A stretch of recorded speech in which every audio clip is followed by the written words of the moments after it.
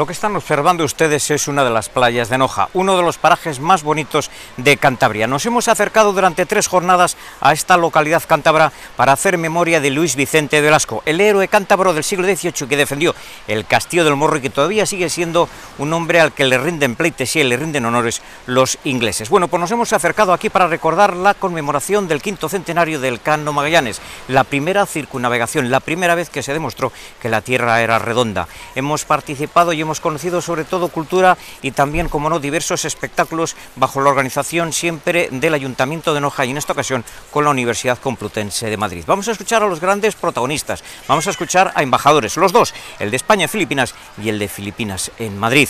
Seguidamente, como decimos, vamos con lo mejor de estas 3 jornadas, recordando al Cano y Magallanes aquí en Noja. Estamos con Jorge Moragas, embajador de España en Filipinas. ¿Cómo valora usted este encuentro en Noja, en Cantabria? Bueno, valoro muy positivamente por varias razones. En primer lugar, la calidad de este encuentro y de estas jornadas en términos de académicos, la participación de grandes historiadores y conocedores del legado hispánico en Filipinas, 500 años después, en este año conmemorativo de la primera circunnavegación, el episodio filipino va a ser analizado y estudiado y difundido pues, por un catálogo de académicos, profesores y ponentes de primer nivel. Por lo tanto, hago una valoración muy positiva en el Palacio de Albaicín, en la Villa de Noja, en Cantabria. Me parece que es un espacio maravilloso para la reflexión, para la memoria, para el recuerdo y para el análisis histórico de un episodio de la historia de la humanidad de gran importancia y trascendencia, 500 años después. Ha realizado usted una exposición brillante en la inauguración sobre lo que supone en la historia de España este evento. Bueno, agradezco el calificativo de brillante. En todo caso, en la historia de España demuestra la conmemoración 500 años después de ese episodio, pone de manifiesto algo tan evidente como esa época en la que nuestro país pues, tenía sus fronteras más allá de lo que es la península ibérica, más allá incluso de América, y con Filipinas pues, le daba esa trascendencia al imperio español en el siglo XVI, XVII, de que no se ponía el sol, porque Filipinas está no en las antípodas técnicamente, pero muy lejos y en otro lado del mundo, y eso permitía que España pues, tuviese una proyección que trascendía lo que era América, llegaba a Asia y hacía que el sol no se pusiese en el imperio español. La época dorada en términos históricos, y 500 años después pues, es justo y acertado, desde mi punto de vista, rememorar y recordar ese episodio que cambió la historia del mundo, la primera circunnavegación del globo, con participantes evidentemente españoles, pero no solamente de nuestro país en esa expedición, financiada por la Corona, Carlos I, estamos hablando de 1519, 1521, y con cántabros ilustres, como se ha recordado aquí, que participaron, como Juan de Santander, en esa epopeya, esa gesta histórica. 3 años después de que partiesen las 5 naves de Sanlúcar de Barrameda, al mando de Fernando de Magallanes, 250 marineros y personal de todo tipo, y 5 naves iniciaron esa aventura hacia lo ignoto, hacia lo desconocido. Descubrieron el estrecho Magallanes, bautizaron y navegaron por primera vez el Océano Pacífico y se encontraron con las Filipinas. Eso ocurrió hace 500 años. Tras el episodio filipino, Magallanes fallece porque se implica demasiado en la defensa de una isla, Cebú, frente a un rival tribal, Lapu-Lapu de la isla de Mactán, y paga con su muerte esa defensa, esa implicación, y eso produce una sucesión en los liderazgos que termina con Juan Sebastián Elcano, quien de forma osada y visionaria, pues decide volver 3 años después a España, circunnavegar por primera vez y demostrar la redondez del planeta de una forma práctica y tangible, y llega a Sanlúcar de Barrameda, repito, 3 años después, con 18 hombres de los 250 que habían salido y con una sola nave. Bueno, eso yo creo que es una de las gestas de la historia de la humanidad que merece ser recordada, y con ocasión de este seminario pues lo vamos a hacer con los mejores académicos aquí en Noja. Ya por último, ha valorado usted muy positivamente las relaciones actuales entre España y Filipinas, ¿no? Sí, estamos en un momento, no me atrevería a decir dulce, pero sí muy óptimo en nuestras relaciones bilaterales 500 años después, y nuestra relación tanto cultural como económica está increciendo. Hay un intercambio comercial cada vez más importante, no solamente de inversión española en Filipinas, sino también de inversores filipinos en España. En distintos sectores de nuestra economía, la presencia de empresarios y empresas filipinas es cada vez más importante. Y yo lo valoro muy positivamente, tanto cuantitativamente por el volumen de inversiones como cualitativamente por los sectores en los que se producen: educación, construcción, restauración. Estamos hablando de miles de millones invertidos por filipinos en España en los últimos tiempos. Y grandes empresas españolas haciendo inversiones en infraestructuras, energías renovables en Filipinas. Es decir, que el estado de la relación es óptimo y positivo, y creciendo y mejorando. Muchísimas gracias, Jorge Morales. Nada, un placer.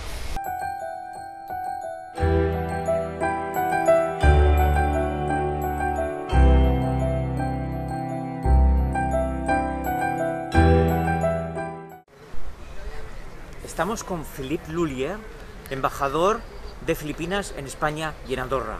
Sí. Ante todo, ¿qué tal se encuentra usted en Noja, en Cantabria? Fantástico. Es la primera vez que vengo a este lugar. Estoy en España más de 3 años y medio ya, pero siempre estoy en Madrid trabajando. Ahora, primera vez que salgo, creo que voy a volver con mi familia. Embajador, disculpe, ¿cómo se llama la prenda que lleva usted puesta en estos momentos? Este estoy usando, se llama Barong Tagalog o traje filipino.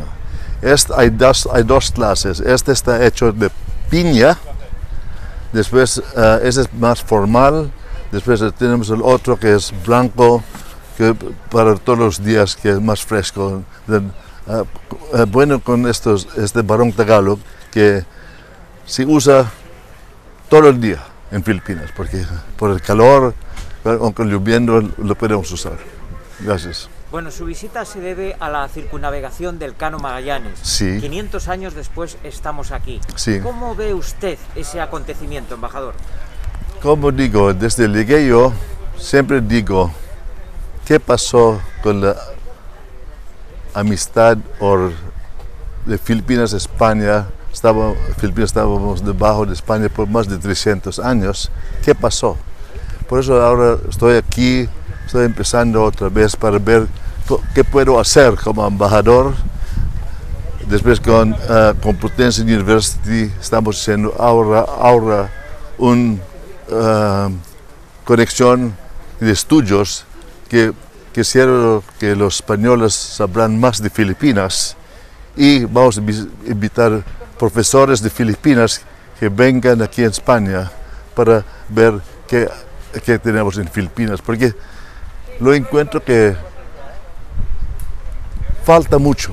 Debemos de empezar, pasó los 500 años, vamos a empezar ahora a ver qué cosas podemos hacer para los dos, para España y Filipinas. Vamos a saber más cosas. A su juicio, queda mucho por saber entonces de qué es lo que sucedió y por qué estamos aquí. Sí, es muy verdad. Como digo, con todo lo que se estaban hablando ahora del que pasó con Magallanes, con todas esas cosas, creo que ahora debemos de cambiar cómo pensar, qué hacer ahora, cómo hacer negocio económico.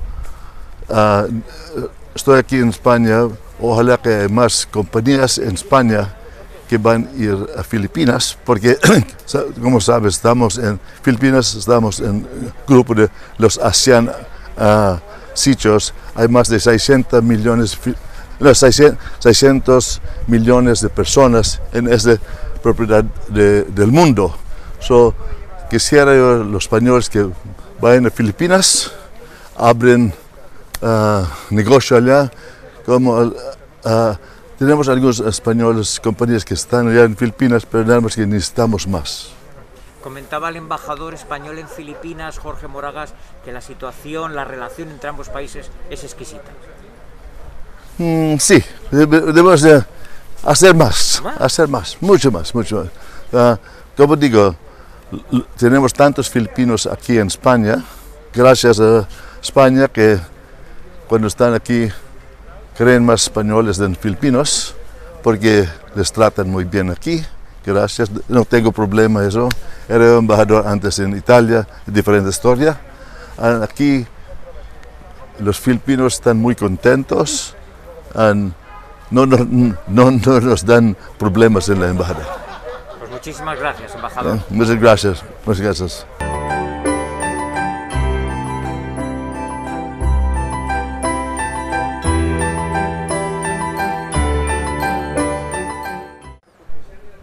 Bueno, estamos con Miguel Luque Talabán, que es el director del curso de la circunnavegación que se ha celebrado en Noja. ¿Cómo lo valora, profesor? A nivel global, entiendo el curso, pues yo creo que es una oportunidad de volver a revisitar aspectos relacionados con el viaje de circunnavegación al globo de Magallanes Elcano, concitando a varios especialistas, algunos muy conocidos, españoles, que han trabajado desde hace muchos años sobre el viaje de circunnavegación, pero no nos hemos querido quedar solamente en lo siempre tratado del viaje de circunnavegación, sino también ver las repercusiones que tuvo este viaje en los siglos posteriores. Por eso cerramos el curso el próximo jueves, centrándolo en el siglo XIX y en la transición hacia la modernidad. Es decir, que hemos querido hacer un barrido por la historia de Filipinas, teniendo como eje conductor el viaje de circunnavegación al globo y las consecuencias que este viaje tuvo después. Es un curso bien conformado en su conjunto desde este Palacio del Albaicín de Noja, ¿no? Bueno, hemos tratado también de que sea un curso que sirva para acercar al público interesado, que está siguiendo las conferencias con mucho interés, además, y participando, no solamente la primera parte de la historia de las Filipinas y del Pacífico, con la relación con España, con el mundo hispánico, sino también acercarle a la historia de las Filipinas, que es un tema muy importante para la historia de España, pero que sin embargo en libros de texto y a nivel general es bastante desconocido todavía para el público, incluso el público interesado. Por eso también hemos aprovechado el curso como una oportunidad de acercar esta interesante y fascinante historia al público general. Por contar alguna de las preguntas del público y que a usted le ha llamado la atención, ¿por qué no se habla castellano en Filipinas?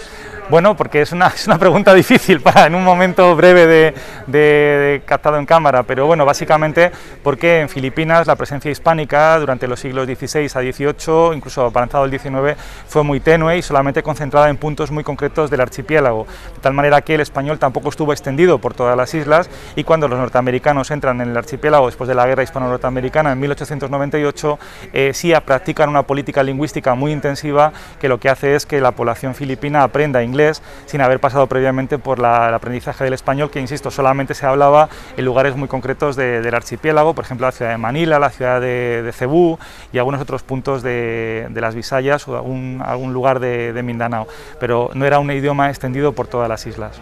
Ya por último, profesor, ¿qué le ha parecido a usted el mensaje de los dos embajadores, tanto de España como de Filipinas, de acercar posturas, acercar mundos? Y eso lo han dicho aquí en Noja 5 siglos después. Pues a mí me parece muy emocionante. Yo creo que el acto de inauguración del curso, yo estoy profundamente agradecido como director del mismo, al Ayuntamiento de Noja, al señor alcalde, a la Universidad Complutense, que fraguó la cátedra de estudios sobre Filipinas, cátedra extraordinaria, y a los embajadores que se han desplazado, el embajador de España en Filipinas y el embajador de Filipinas en España, que se han desplazado al curso para participar en la inauguración, asistir a las sesiones de esta mañana y además pues apoyarlo con su presencia este este curso de verano. Creo que su mensaje de relaciones es fundamental y creo que ese mensaje que han dicho que sigamos otros 500 años de amistad es importantísimo. La comunidad hoy en día no solamente es la relación histórica que tenemos y que es un trampolín para seguir construyendo, sino que tenemos un presente de relaciones bilaterales muy fuerte, ¿no? En España hay una importantísima comunidad filipina que vive y trabaja, no desde ahora, sino desde hace muchos años, muchos de ellos profesionales muy reconocidos, y por eso las relaciones tienen que seguirse fomentando. Filipinas es un socio estratégico en el sudeste asiático y España es un socio estratégico para Filipinas en el mundo europeo. Por tanto, las relaciones tienen que seguir fluyendo como hasta ahora. Muchas gracias, profesor. Muchas gracias.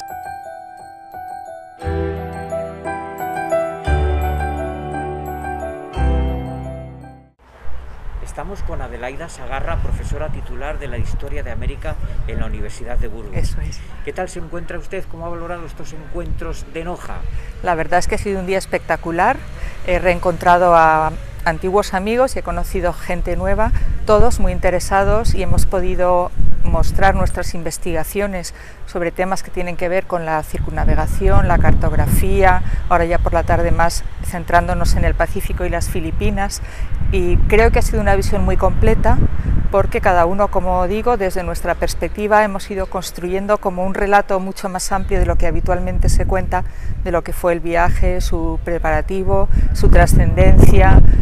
Pues estoy muy contenta y muy satisfecha, la verdad. Han venido los dos embajadores respectivos, tanto de Filipinas en Sí, España como de sí, España sí. en Filipinas, y está siendo y ha sido unas jornadas muy interesantes, ¿no? Sí, efectivamente. La verdad es que ha habido un ambiente de una gran cordialidad y diálogo, y eso es muy importante, y muchas veces viene facilitado por la propia naturaleza de los cursos de verano, que son quizá como mucho más distendidos. La presencia de los embajadores, pues lógicamente ha atraído la atención, pero no deja de ser también como un reconocimiento histórico a algo que pasó hace 5 siglos, que creó un nexo global entre mundos muy distintos y desconocidos hasta entonces, y que hoy, cuando se celebra una reunión científica de este tipo, pues quieren estar presentes, porque no deja de ser nuestra historia común, aunque haya podido tener nuestros desencuentros. En el fondo tenemos mucho más en común de lo que nos haya podido diferenciar la historia. Dentro del panorama nacional es usted una de las personas más relevantes y más conocedoras de este acontecimiento de la circunnavegación. ¿Le parece bien el conjunto de actos que se están realizando tanto en toda España, en resumidas cuentas? Bueno, yo no diría que soy una de las personas más célebres en este sentido.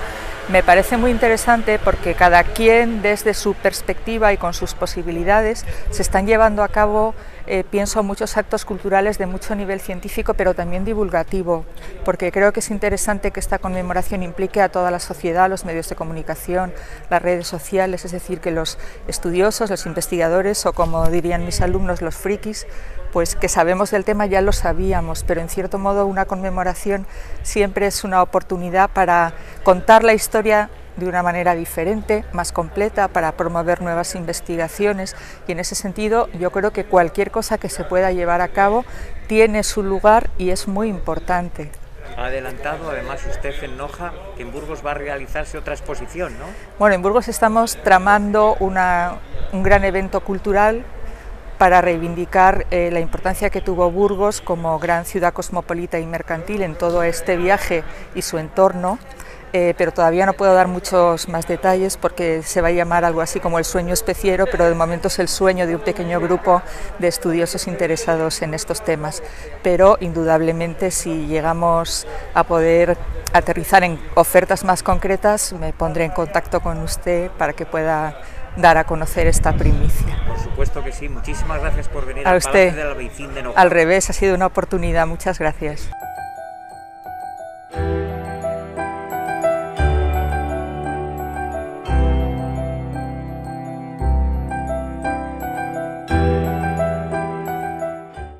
Estamos con Francisco Mellén Blanco, vicepresidente de la Asociación de Estudios del Pacífico. Ha disertado usted en la conferencia aquí en el Palacio del Albaicín de Noja sobre el armamento que había en la circunnavegación de Elcano y Magallanes, lo que llevaban las naves.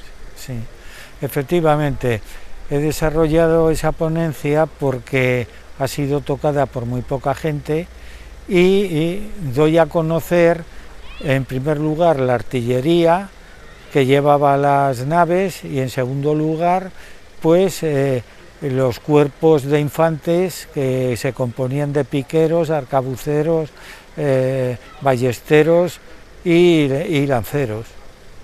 Entonces hay que destacar que, claro, que España entonces estaba terminando, España y en general Europa, se había terminado la Edad Media y entrábamos en el Renacimiento. Ya el sistema de la artillería iba cambiando poco a poco, pero aún así se llevaron lombardas o bombardas gruesas, que esas los llevaban las naves, y después a su vez llevaron versos, llevaron falconetes y llevaron arcabuces, o en algunos documentos vienen como escopeta. ¿Cómo valora usted los encuentros de Noja, del Cano Magallanes? Pues sinceramente estoy encantado, porque a Noja era la primera vez que venía. Yo acabo de venir de otras jornadas de ESLES y las encuentro fabuloso, porque es desarrollar y divulgar la historia de España para que la gente tenga conocimiento, y me quedaba asombrado de las personas que han asistido al curso, que se han apuntado, que unas más, otras menos expertas, pero todos amantes de la historia de España. Muchísimas gracias, Francisco Mellén. Nada, muchas gracias a usted.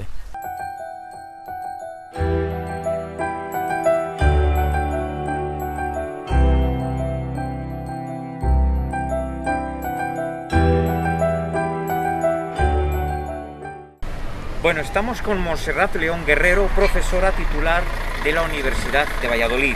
Ha disertado usted acerca de la era de los descubrimientos y la búsqueda de la especiería aquí en Noja, en estas jornadas sobre el Cano Magallanes.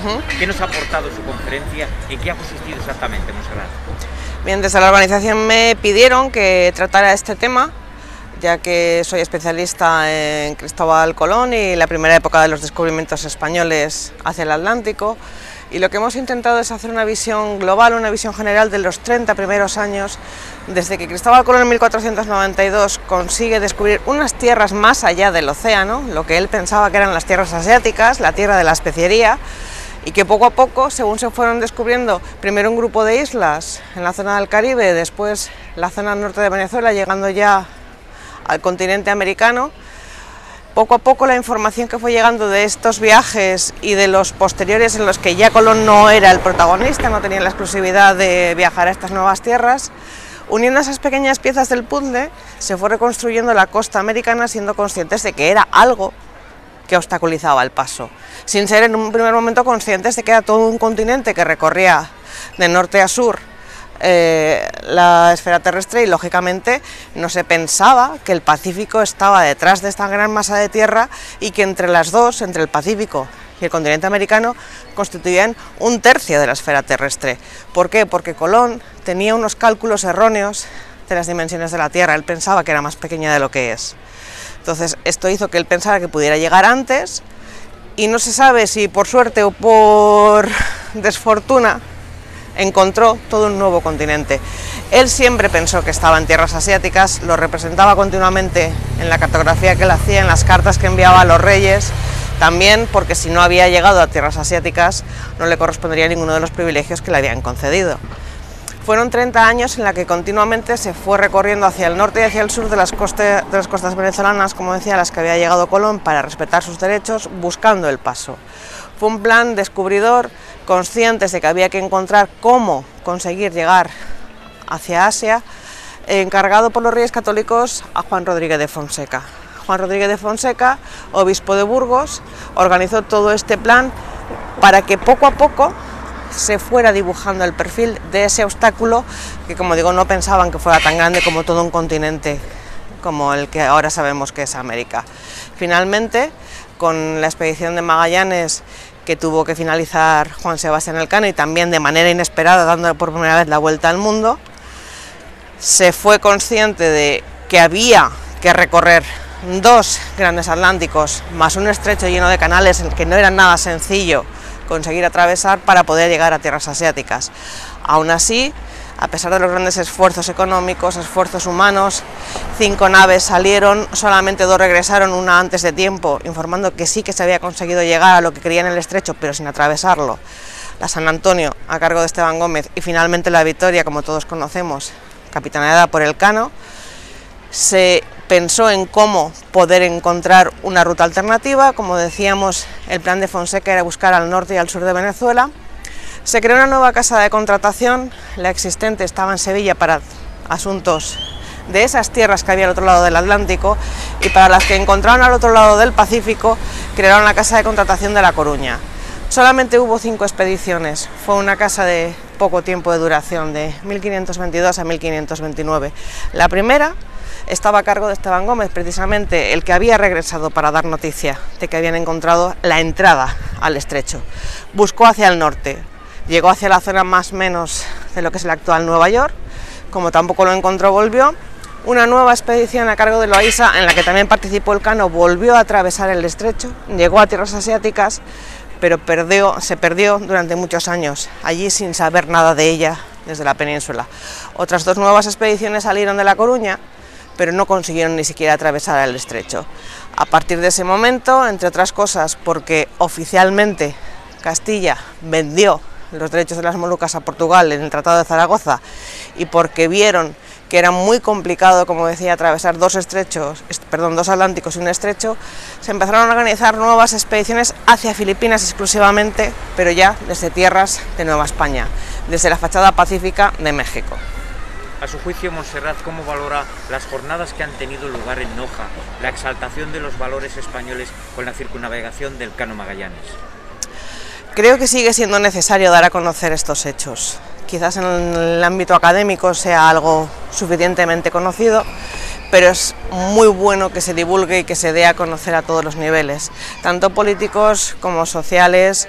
Evidentemente también es una cuestión cultural, como se ha demostrado a lo largo de las jornadas, porque ha habido también conferencias no solo de cartografía, no solo de cuestiones geográficas, sino también de cuestiones etnográficas y culturales, también económicas. Es decir, que la primera vuelta al mundo supuso un gran avance geográfico, pero también para nuestra economía y nuestra sociedad, que sería distinta hoy en día si no hubiera ocurrido así. Muchísimas gracias por su aportación. Bueno, pues estamos con la profesora María Cruz Berrocal, profesora del Instituto Internacional de Investigaciones Prehistóricas de la Universidad de Cantabria. Cuéntenos en estos momentos cuál es la situación de las investigaciones que se están llevando a cabo en Taiwán. Sí. Bueno, tenemos un proyecto en marcha ya desde hace unos cuantos años en Taiwán, y tenemos como objetivo estudiar cómo es la interacción, sobre todo uno de nuestros objetivos fundamentales es cómo es la interacción entre la colonia europea, española primero y holandesa después, y las poblaciones locales taiwanesas austronesias. Hemos encontrado restos que son verdaderamente únicos en la región de Asia-Pacífico, en particular la iglesia del convento colonial y el cementerio asociado, que nos permite estudiar antropológicamente, también genéticamente, y todas las enfermedades posibles que fueron transmitidas en esa situación, y es una investigación, como digo, que es bastante pionera en este momento y en la región, en ese contexto, en ese marco cronológico. Tenemos previsto seguir haciendo excavaciones y sobre todo seguir analizando los materiales que están ahora mismo almacenados allí en Taiwán, y el sitio va a ser musealizado porque su relevancia es tan grande que el gobierno taiwanés ha decidido que bueno, hay que abrirlo a la visita pública y hay que musealizarlo. Ha estado usted comentando en su conferencia, profesora, que no hay muchas personas investigando lo que usted está haciendo en Taiwán.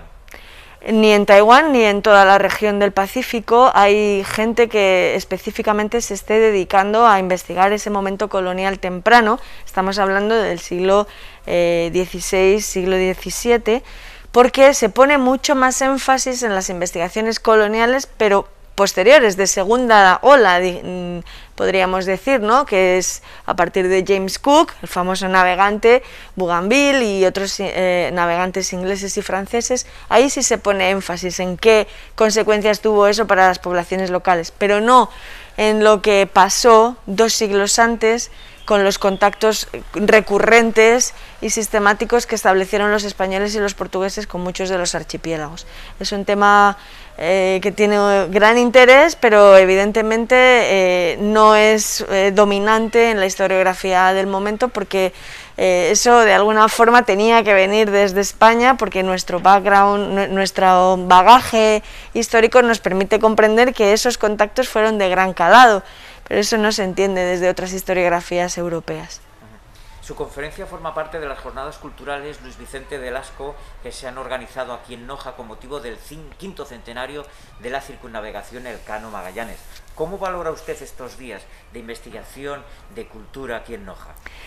A mí este tipo de encuentros me son muy útiles, muy interesantes, porque no es común que gente de historia y gente de arqueología se una a discutir sobre un tema particular. Entonces a mí me resulta muy enriquecedor el contacto con los historiadores e historiadoras que tienen perspectivas completamente distintas a la mía.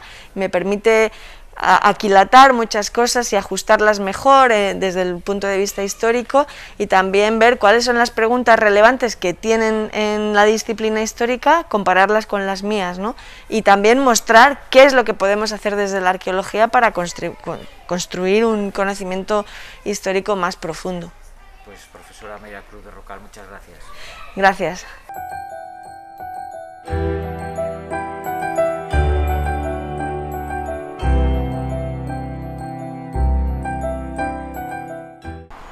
Estamos con Miguel Ángel Ruiz Lavín, alcalde de Noja. ¿Cómo ha sido la preparación de estas jornadas de la circunnavegación Elcano-Magallanes? Bueno, es una evolución de lo que son las jornadas culturales Luis Vicente de Velasco. Luis Vicente de Velasco, un ilustre vecino del municipio de Noja, que defendió La Habana en 1762. El Ayuntamiento de Noja y esta corporación apostó por poner su nombre en el sitio que le merece o que le corresponde, y llevamos intentando pues varios años ya enaltecer esa figura de Luis Vicente de Velasco. El año pasado, en plena pandemia, se nos planteó hacer bueno, pues estas jornadas culturales de una manera coartadas por las circunstancias pandémicas, y este año pues hemos evolucionado hacia unas jornadas poniendo en valor los 500 años de la circunnavegación y la vuelta al mundo de Magallanes y Juan Sebastián Elcano. Yo creo que han sido unas jornadas fantásticas. Hemos contado con algo que yo creo que es un hito histórico en Cantabria, que es la participación y la colaboración de la Universidad Complutense de Madrid, la Cátedra de Filipinas. Y bueno, pues la verdad es que yo creo que han sido unas jornadas dignas de mención y con un gran nivel, tanto en los planteamientos como en sus ponentes, que hemos podido disfrutar de ponentes de altísimo nivel dentro de la villa de Noja. Noja es algo más que playa, sol y verano, tiene una apuesta importante por la cultura, y desde este equipo de gobierno que lidera el Partido Regionalista de Cantabria, pues yo creo que es un plus más para Noja el tener unas jornadas como estas, y parte de las que nos faltan en el mes de agosto para terminar las jornadas culturales. Alcalde, hemos podido hablar con los ponentes, así como con los dos embajadores, el de España en Filipinas y el de Filipinas en Madrid. Han alabado no solamente la organización, sino el lugar. Está usted detrás del Palacio de Albaicín, donde se han desarrollado las jornadas. Ha sido una exaltación cultural y lo han alabado la organización y la preparación. Bueno, vamos a ver, ha sido para nosotros un honor poder tener a los dos embajadores, tanto al de Filipinas en España como al de España en Filipinas, en la apertura de estos cursos. Y bueno, pues hemos sentado las bases o los cimientos para establecer una estrecha colaboración y poder hacer ciertas actividades más en años sucesivos, e incluso también fuera de lo que es la temporada estival. Tenemos que preguntarle por el virus, por la pandemia, perdone, pero es así. ¿Cuál es lo que nos puede aportar usted? ¿Qué está haciendo el municipio? Bueno, pues mis vecinos, mis visitantes, mis hosteleros, mis pequeños y medianos comerciantes, mis pequeños y medianos empresarios, creo que fueron ejemplares en su comportamiento el verano pasado y son ejemplares este año. Yo llevo reivindicando durante mucho tiempo que Noja no puede ser medida con los mismos baremos que se miden a otros municipios en función de la población de derecho. Nadie me hace caso. Esto para nosotros creo que es una situación muy complicada después de lo que hemos vivido desde marzo del año pasado, y creo que alguien tiene que reconsiderar las decisiones que ha tomado. Yo desde luego que he pedido que Noja, como digo, no sea medida en función de la población de derecho, sino la población de hecho. Noja este próximo fin de semana tendrá 65 o 70.000 personas en el municipio, y obviamente pues los contagios tienen que ser superiores a los índices que corresponden a una población de 2.500 habitantes. Yo creo que esto no hace caso a nadie. Yo mañana, viernes, tendré una reunión con el consejero en Santander, que nos han emplazado a una reunión para clarificar este tema, y desde luego que creo que tienen que tomar otra serie de decisiones que no sean tan perjudiciales para lo que es los pequeños y medianos empresarios de Cantabria, y en este caso los que a mí me afectan, que son los de Noja. Y gran parte del verano que queda por delante todavía, ¿verdad? Pues estamos en el ecuador del verano, y bueno, pues comenzamos una primera semana de agosto que es muy complicada, y que, como digo, insisto, alguien se tiene que reconsiderar las decisiones que toma, con todos mis respetos a los técnicos de salud pública, que entiendo que tienen una situación muy complicada que valorar, pero que bueno, pues la dependencia que la economía nojeña y la cántabra tiene del turismo ahora mismo es tal que creo que tendrían que explorar otras vías o valorar otra serie de circunstancias que yo, a mi modesta opinión, no las están haciendo, y no podemos permitir que se llegue a circunstancias de estas características, empezando por el primero y terminando por el último, porque tanto las personas que toman decisiones como nosotros mismos, como nuestros vecinos, tenemos que ser responsables, tenemos que tener prudencia y tenemos que ser conscientes de que el virus está ahí, que no se ha ido, que ha venido para quedarse, y que no podemos relajar, porque los principales agentes contra el virus somos nosotros. Muchas gracias, alcalde. Gracias a vosotros.